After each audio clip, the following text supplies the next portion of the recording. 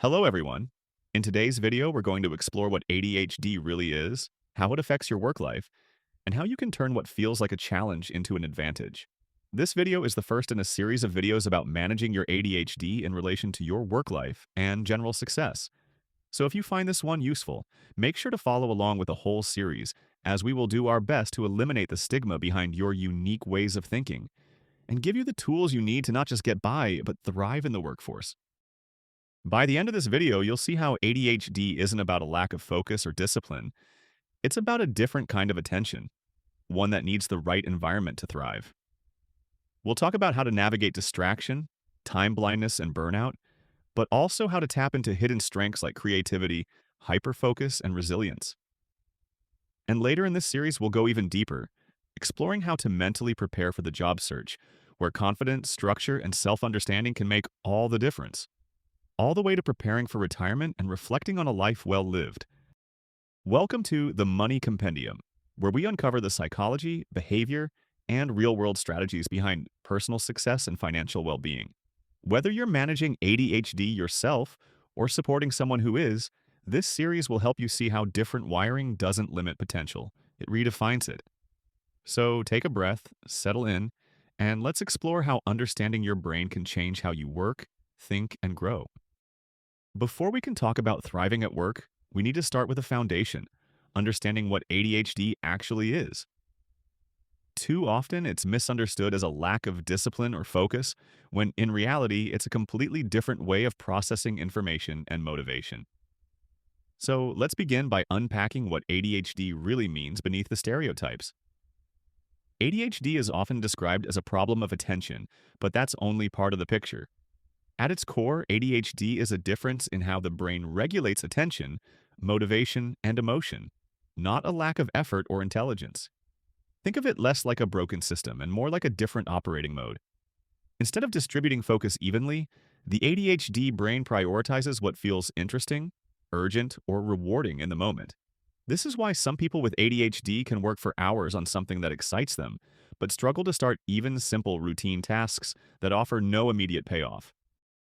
This difference comes down to how the brain's reward system processes dopamine, the chemical that helps us anticipate pleasure and motivation. In ADHD brains, dopamine pathways respond less consistently to delayed rewards, which makes future-oriented tasks feel distant or dull. That's not a failure of willpower, it's a neurological pattern that changes how effort feels.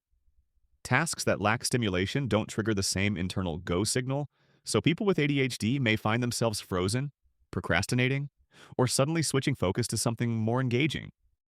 When viewed through this lens, ADHD isn't a disorder of laziness or chaos, it's a difference in regulation. The same brain that struggles with mundane tasks can become a powerhouse when curiosity and urgency align. This is why understanding your wiring is so important. Once you know how your motivation works, you can design systems that align with it instead of fighting it.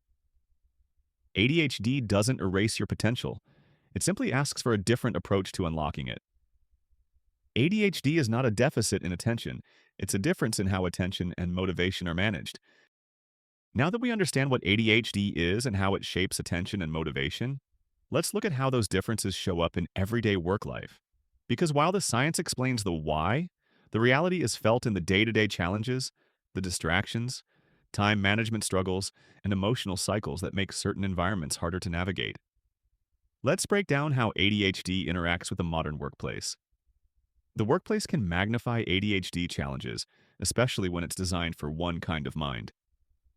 Many people assume distraction means a lack of discipline, but for those with ADHD, it's often the opposite, an overactive awareness of everything happening at once. An open office, buzzing phones, or shifting emails can feel like trying to read a single line of text in the middle of a fireworks display. The ADHD brain is naturally drawn to novelty and stimulation, so anything unpredictable, a coworker's voice, a new notification, or even a passing thought can hijack attention. Another key difficulty is time blindness, which goes beyond simple time management. It's a distorted sense of how time passes. Minutes can vanish in hyperfocus, or stretch endlessly when a task feels boring or unclear. This makes deadlines and pacing difficult to manage. Procrastination, often mistaken for carelessness, is really a form of paralysis. The brain struggles to begin until pressure or emotion makes the task feel real. Add in rejection sensitivity. The deep emotional response to criticism or perceived failure, and even minor feedback can feel crushing. Over time, this emotional roller coaster can lead to cycles of burnout, where periods of intense productivity are followed by mental exhaustion and guilt. These struggles are not evidence of weakness or lack of character. They're signs of a system misaligned with how ADHD brains function best. Most workplaces reward consistency, predictability, and steady pacing, qualities that clash with how ADHD motivation naturally fluctuates. The solution isn't to fix the person, but to adapt the environment. Structured flexibility, clear expectations, and quiet spaces can turn chaos into clarity. ADHD challenges at work reflect environmental mismatches, not personal flaws. We've talked about the struggles, now let's talk about the other side of the coin. ADHD doesn't just bring challenges, it also brings incredible strengths that are often hidden beneath the surface. Once you understand how to harness them, traits like creativity, hyperfocus, and resilience can become your greatest professional advantages. What's often overlooked is that the same traits that make ADHD challenging can also drive exceptional talent. The ability to hyperfocus, for example, allows for deep immersion in tasks that ignite curiosity or emotion. In these states, the ADHD brain operates like a laser beam, connecting ideas rapidly, spotting patterns others miss, and sustaining creative energy for hours. Many entrepreneurs, artists, scientists, and innovators thrive precisely because of this intensity. Their drive isn't random. It's how their motivation system rewards genuine engagement over obligation. Creativity, too, is often a hallmark of ADHD thinking. Because the ADHD brain seeks stimulation, it constantly scans for new connections, producing what psychologists call divergent thinking. That's why someone with ADHD might jump from an unrelated idea to a breakthrough solution. Their mind moves through lateral associations, not straight lines. This unconventional thinking can lead to innovation in fields that value imagination and adaptability. And resilience often develops naturally as people with ADHD navigate a world not built for them. Every workaround, new system, or burst of inspiration strengthens mental flexibility, the ability to adapt quickly and bounce back after setbacks. When those strengths are recognized and supported, ADHD can become a source of creativity, leadership, and empathy. The goal isn't to eliminate ADHD traits, but to balance them, creating enough structure to stay grounded without losing the spark that drives curiosity. A mind that thrives on stimulation can be unstoppable when it learns how to direct its energy intentionally. ADHD can power creativity, deep focus, and resilience when guided by structure and self-awareness. So, how do we take everything we've discussed, the challenges, the strengths, the self-understanding, and actually apply it to real life? That's where this series comes in. In this next part, we'll explore how to use this knowledge to build a career that fits your brain instead of constantly fighting against it. Understanding how your mind works is only the foundation. The next step is learning to apply that insight to real-world situations. This series is designed to help you navigate the practical, emotional, and strategic sides of working with ADHD, from finding your first job to thriving in long-term careers. We'll begin by addressing the mental preparation needed before entering or changing a workplace. This includes understanding your patterns of motivation, building routines that ground you, and developing self-compassion when things don't go as planned. You'll learn how to approach interviews with authenticity, even when rejection sensitivity threatens your confidence.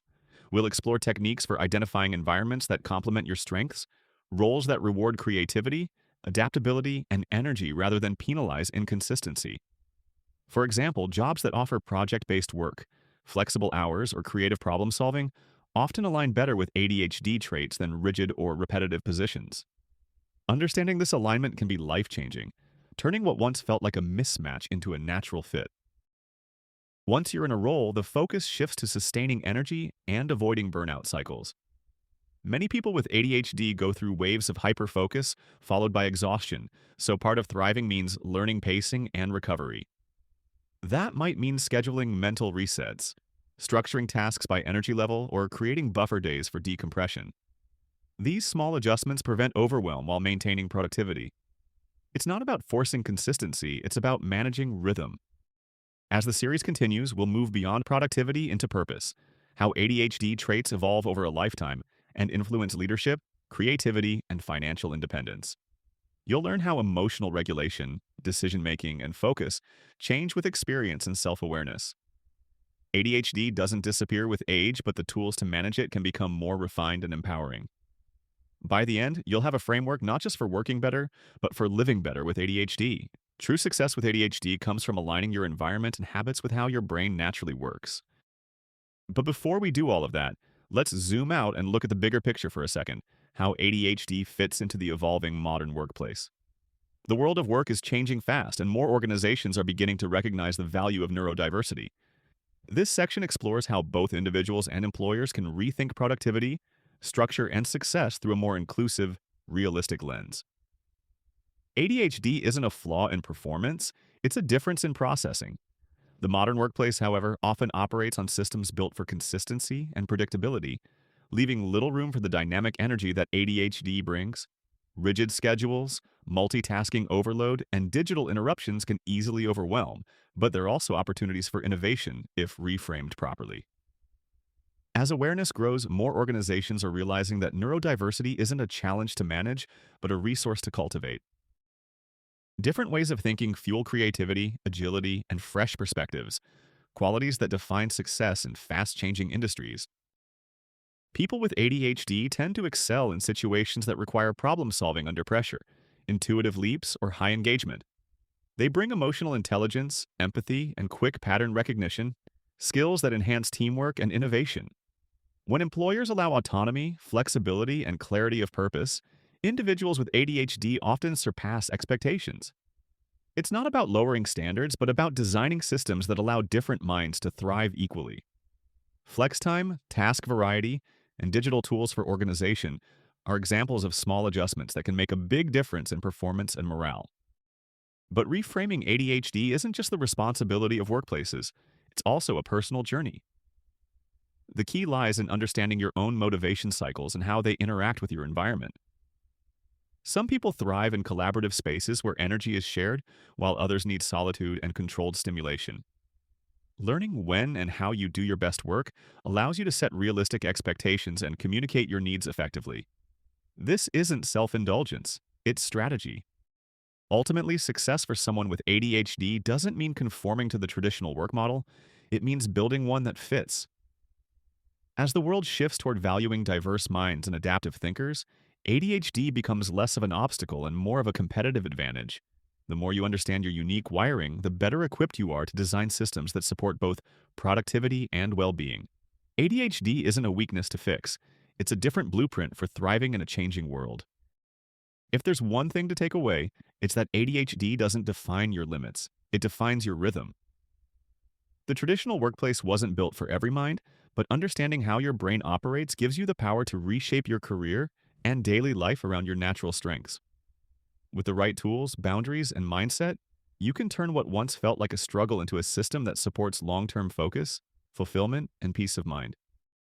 As we move into the next part of this series, we'll look at how to manage ADHD while preparing for the job search, not just in terms of resumes and interviews, but the mental readiness that allows you to show up authentically and confidently.